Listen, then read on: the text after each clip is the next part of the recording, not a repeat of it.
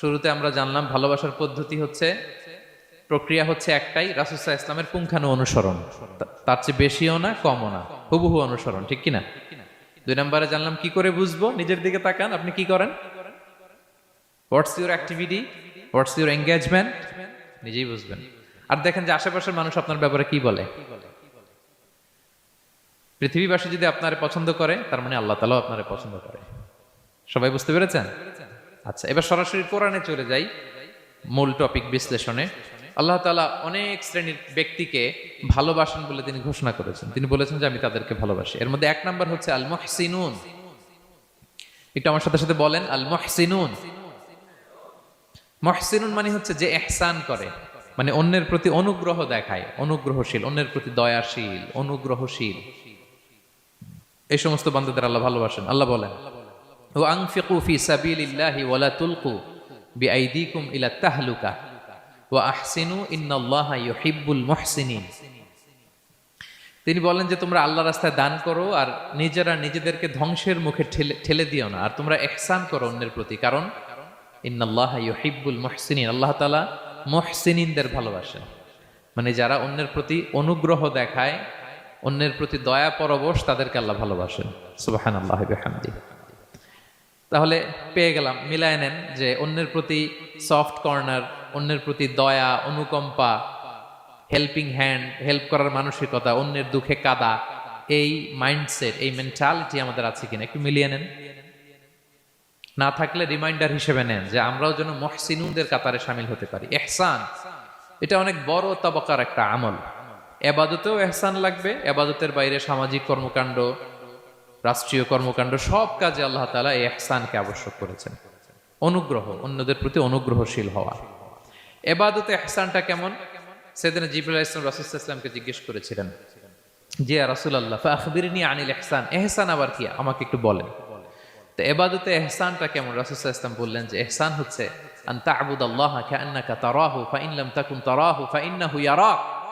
তুমি এমন ভাবে ইবাদত করবে, তুমি ভাববে যে তুমি আল্লাহকে দেখছো, তুমি আল্লাহকে দেখে দেখে ইবাদত করতেছো, এরকম ভাবো না একটু? আর এটা ভাবতে যদি কষ্ট হয়, অন্তত এতটুকু তো ভাবো যে আল্লাহ তোমায় দেখছেন। এতটুকু ভাবা যাবে না?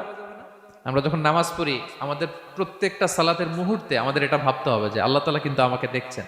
এই যে আমি ফিস ফিস করে সুবহানা রাব্বিয়াল আলা পড়ি, সুবহানা রাব্বিয়াল আযীম পড়ি, আমি তাসবিহ পড়ি, আমার রুকু সেজদা সবকিছু আমার আল্লাহ দেখছেন। এই সেন্স, এই অনুভূতি যদি আপনার মধ্যে থাকে, এটাই হচ্ছে ইবাদতের ইহসান। আর ইবাদত ছাড়া আমাদের দৈনন্দিন কাজ, পারিবারিক কাজ, সামাজিক কাজ, এই সমস্ত কাজেও কিন্তু আল্লাহ তাআলা ইহসানকে আবশ্যক করেছেন। প্রিয় ভাই এবং বোনেরা, অন্যের প্রতি অনুগ্রহ করাটাকে তিনি কি করেছেন? আবশ্যক করেছেন। একটা ছোট্ট হাদিস শুনি।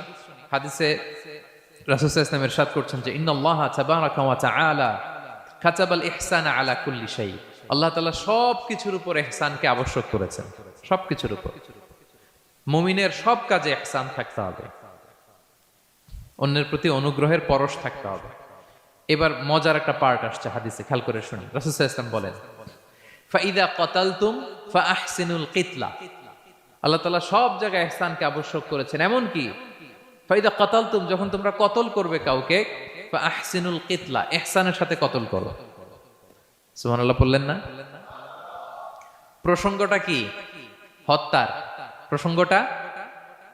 রাষ্ট্রীয় কাজে হয়তো ডেথ পেনাল্টি, তার মৃত্যুদণ্ড দিতে হবে। রাসূল সাল্লাল্লাহু আলাইহি ওয়াসাল্লাম বলেন ফাইদা কাতালতুম ফাআহসিনুল কিতলা, মৃত্যুদণ্ড দিবা কিন্তু ইহসানের সাথে দিও। আপনি চাইলেই তার কান কেটে ফেলতে পারবেন না, তাকে শ্বাসরুদ্ধ করতে পারবেন না, পেট্রোল দিয়ে তার দেহ জ্বালিয়ে দিতে পারবেন না, চাইলেই এই দেহটারে আপনি নষ্ট করতে পারবেন না। রাষ্ট্রীয় কাজে বিচারে সাব্যস্ত হয়েছে তার এখন ডেথ পেনাল্টি, মৃত্যুদণ্ড কার্যকর করবেন, ঠিক আছে, কিন্তু সেখানে ইহসানের সাথে।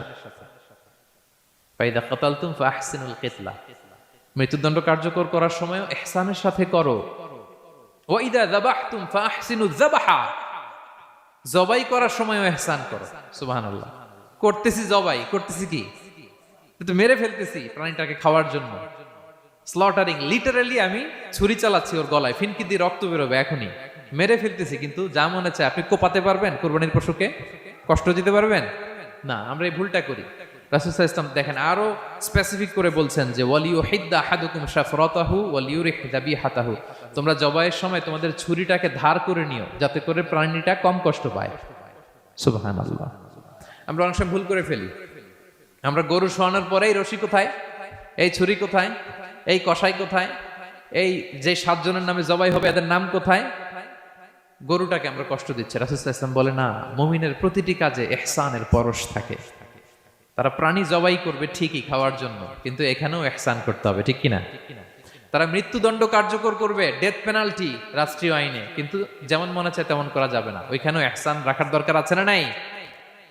প্রিয় ভাইয়েরা, এই ইহসানকে যারা মেনটেন করে জীবনের সব কাজে, আল্লাহ তাদেরকে বড্ড ভালোবাসে, বড্ড পছন্দ করে।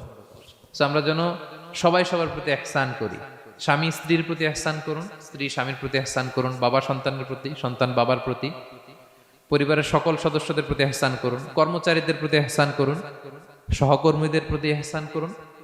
মুমিন জীবনের প্রতিটি কাজে ইহসানের পরশ থাকবে, কারণ ইন্নাল্লাহা ইউহিব্বুল মুহসিনিন, আল্লাহ তাআলা মুহসিনদের, যারা অন্যদের প্রতি অনুগ্রহ দেখায় তাদেরকে বড্ড ভালোবাসেন। এই পয়েন্টটা কি বুঝতে পেরেছেন সবাই? ক্লিয়ার? 2 নম্বরে চলে যায়, আর কাদেরকে আল্লাহ ভালোবাসেন? 2 নম্বরে হচ্ছে আত-তাওয়াবুন, যারা ভুল করেই তওবা করে সাথে সাথে আল্লাহ তাদেরকে বড্ড ভালোবাসেন। সুবহানাল্লাহ। আল্লাহ তাআলা বলছেন ইন্নাল্লাহা ইউহিব্বুত তাওয়াবিন ওয়া ইউহিব্বুল মুতাতাহহিরিন, আল্লাহ তওবাকারীদেরকে যেমনি ভালোবাসেন পবিত্রতা অর্জনকারীদেরও ভালোবাসেন। ওটা আমি পরে আসতেছি, এখন তওবাতেই থাকি। তাহলে 2 নম্বরে হচ্ছে ইন্নাল্লাহা ইউহিব্বুত তাওয়াবিন, 2 নম্বরে হচ্ছে কাদেরকে ভালোবাসেন? তওবাকারীদেরকে তিনি বড্ড ভালোবাসেন। দেখেন রাসূল সাল্লাল্লাহু আলাইহি ওয়াসাল্লাম কি বলে, তিনি বলেন ওয়াল্লাহি ইন্নী লা আস্তাগফিরুল্লাহ ওয়া আতুবু ইলাইহি ফিল ইয়াউমি আকসারা মিন 70 মাররা, আল্লাহর শপথ আমি বিশ্বনবী প্রতিদিন 70 বারেরও বেশি তওবা পড়ি। যার আগেও কোনো গুনাহ নাই, পরেও কোনো গুনাহ, উনি তওবা করে কয়বার? 70 বার। আমাদের তো কোনো গুনাহ টুনা নাই, তাই না? হ্যাঁ, আমাদেরও গুনাহ আছে নাকি? বস্তা ভরা। তো বিশ্বনবী যদি 70 বার তওবা করেন ডেইলি বেসিস, আমাদের করা দরকার কয়বার? যার যার কাছে ছেড়ে দিলাম, বলেন। হ্যাঁ, 70,000 বার করা দরকার, ঠিক কিনা? প্রিয় ভাইরা, তাওবা কি? তাওবা মানে ফিরে আসা আল্লাহর কাছে। ভুল করেছি, অনুতপ্ত হয়ে আল্লাহর কাছে ফিরে আসবো, এটার নাম তাওবা।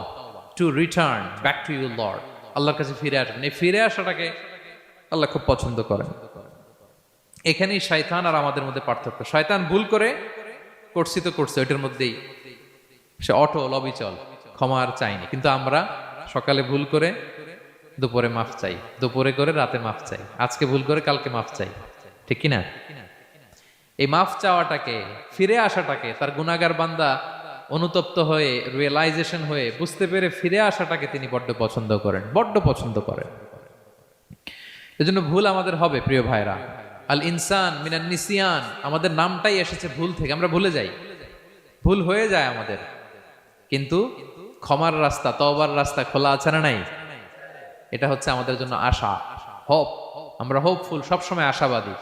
যত ভুল হোক, যত ভুল আপনি করেন, এটা খেয়াল রাখবেন, ভুল আপনি যতই করেন না কেন, তার রহমতের দরিয়া তার চাইতেও বড়, তার ক্ষমার মহাসাগর তার চাইতেও বিস্তৃত, যত ভুল আপনি করেন না কেন। এজন্য আল্লাহ তাআলা বলেন ইয়া আইয়ুহাল্লাযীনা আমানু তুবু ইলাল্লাহি তাওবাতান নাসুহা, ওহে বিশ্বাসীরা একনিষ্ঠভাবে তওবা করো, ফিরে আসো আমার দিকে। ফাফিররু ইলাল্লাহ 24/7, পৃথিবীর কোনো দরজা 24 ঘন্টা খোলা থাকে না।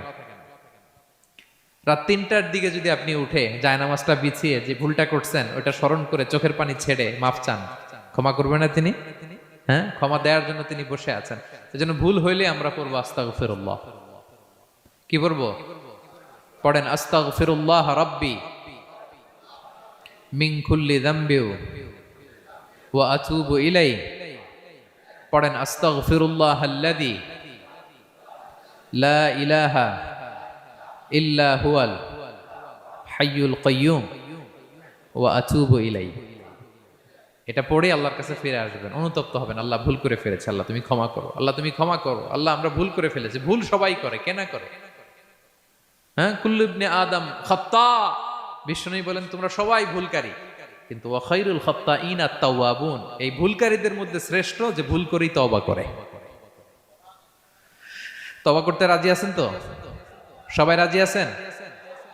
আমার প্রিয় ভাইয়েরা,